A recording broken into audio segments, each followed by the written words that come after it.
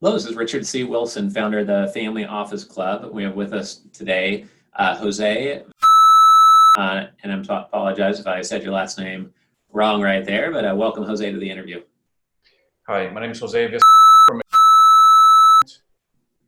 Great, and this is an investor mandate interview, so we're going to be talking about what Jose and his team are looking to invest in, what they're looking for above all else. But first off, can you start with a little bit of perspective on just kind of what type of an investment firm or investor you are? Sure. We are a multi-family office. We're located in Sioux Falls, South Dakota. We manage assets for families from around the country, but they typically have some connection to the upper Midwest, either via a trust, a business, or residence. Most of our clients are business owners or families that had a business and sold it. Okay. Yep. Okay, great. And how many of your clients are doing direct investments versus traditional wealth management, stocks, bonds, mutual funds, ETFs, et cetera? How many of them are actually going direct at independent sponsors or real estate deals and buying companies, et cetera? Yeah, all of our larger clients and families invest directly and through private, either direct investments or private vehicles, private real estate and private equity funds. We manage for everyone. Of course, the public equities and public bond portfolio as well. We are primarily a value strategy firm. Okay. We manage our own public equities portfolio, core portfolio of 25 to 30 names. We Okay. manage directly on the equity side. On the fixed income, we stay primarily short duration municipals. And on the high grade ratings, we take a risk on the equity side and think that fixed income for the most part is asymmetric risk return profile. We stay away from that. Real estate is an important part of our portfolio. Okay. In our case, as of today, more so than private equity. Okay. We invest for our clients in a variety of ways in real estate through direct investments, through funds that are mostly private and private REITs and private smaller funds. Okay. Sure.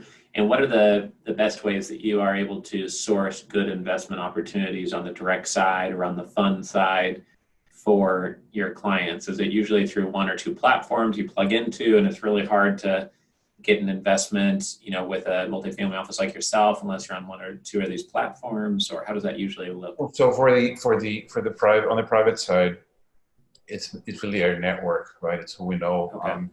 Especially we want to go direct. We like to invest with people that we know. Either we know the developer, if it's real estate, or we know the property manager, or we know the asset, right? Mm-hmm. So one of those, or if you know the three, even better. In practical terms, that limits your geography as well. It's hard to know what's going on everywhere in the country or even internationally. So in our case, even though we can look around the country, we're more inclined to work within our geography, which is the upper Midwest, like in Minnesota, Nebraska, Iowa, the Dakotas, and some of the western states up to Colorado. Okay. And Missouri. So that's kind of our geography. It makes sense that we'll know better the developers, the managers, and the assets in that region. So how we source them is, again, our network and also going to conferences like yours. So we try to attend as many as we can of yours. Sure. We find a lot of value in that and really networking for deals and learning what other people are doing as well and vice versa. So, yeah. Sure. So, one interesting thing right now is that in people who are looking at real estate deals, some of the closings are delayed. Sometimes people question the valuation. It's hard to get somebody to go on site to inspect it when you're trying to close on a deal right now. Some lenders have pulled lending on some deals in some areas that they think are questionable. So answering this next question, maybe it might need to have two-part answers from you of what's the number one type of investment you're really looking for.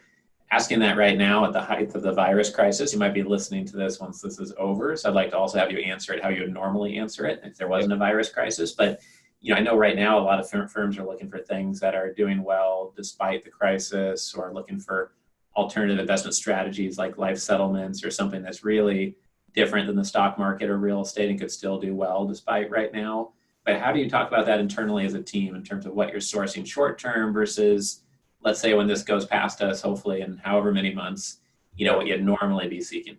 Sure. So before this happened, we were really focused on opportunity zone investing. Okay. And we were in the process of, and still are in the process of identifying some real estate projects that we like in the opportunity zone. We are also trying to invest through impact. Impact is a word that can mean many things, but in our case, trying to really have a quantifiable and identifiable social benefit in our case. And the whole OZ legislation is geared towards, but as you know, you can invest in an opportunity zone and have a very limited real impact. So we want to do both and use the opportunity zone to really do impact investing. We're still doing that. What we think has happened now is that we believe real estate across the board has been repriced, even though you're not seeing it in the private market. De facto, it has.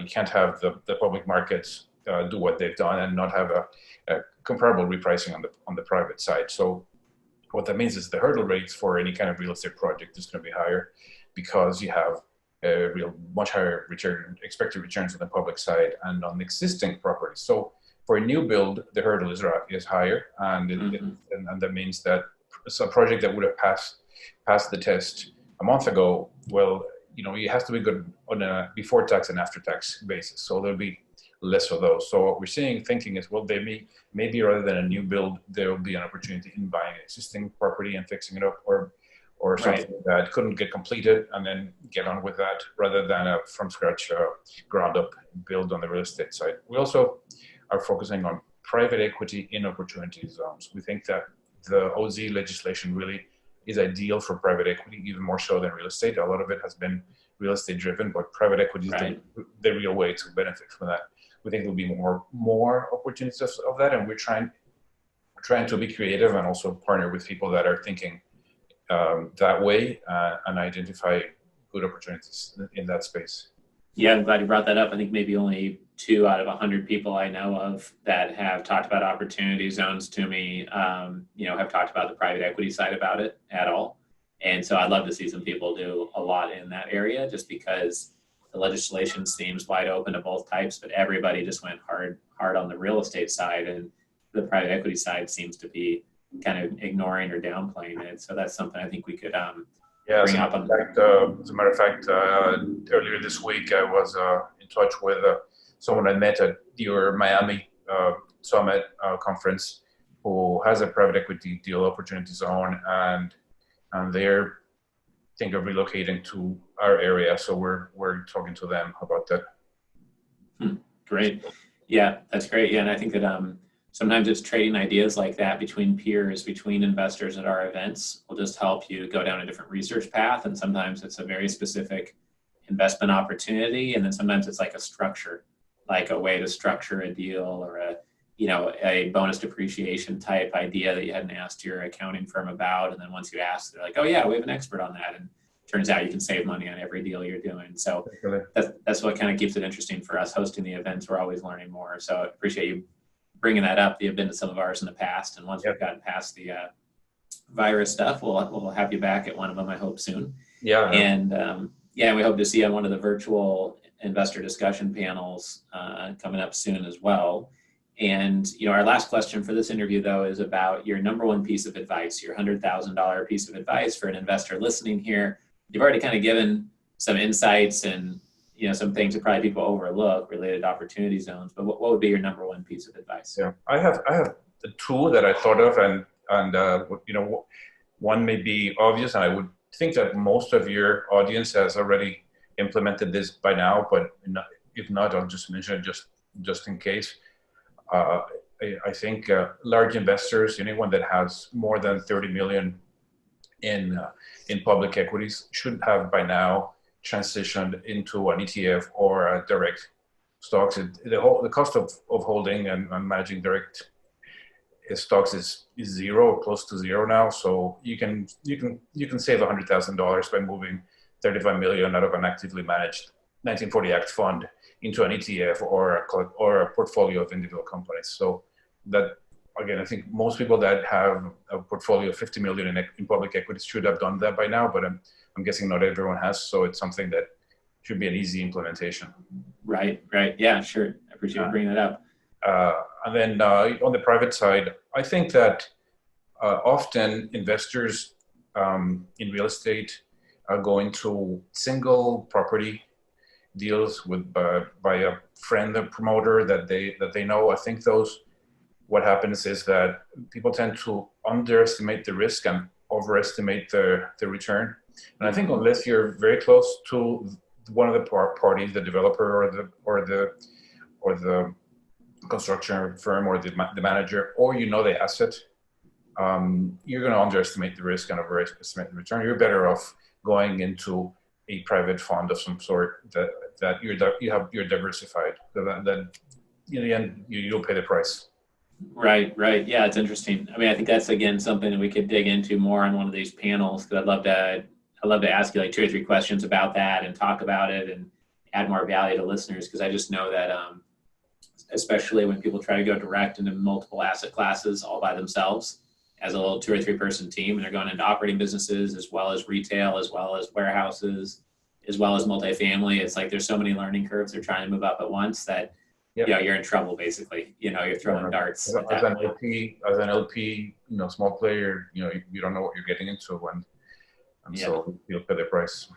Yeah, exactly. Yeah, I couldn't agree more. Awesome. Well, I appreciate you sharing your advice and insights today. What's the best way for someone to get a hold of you? Is it through LinkedIn or email or? LinkedIn, email, jose@elgathon.com. Phone number, call me direct on my cell phone. LinkedIn, always happy to talk to anyone. Great. Yeah. And if anyone's listening to this and needs to get a hold of anyone on the investor mandate interviews, as long as you're a member, then you just speak to Jennifer on our team or anyone on our team, and we'll help get you connected to some of these investors. So thanks again for your time, Jose, and we'll be in touch soon, and hopefully see you on a panel here soon as well. Thank you for your time. Good talking to you. Bye. Take care.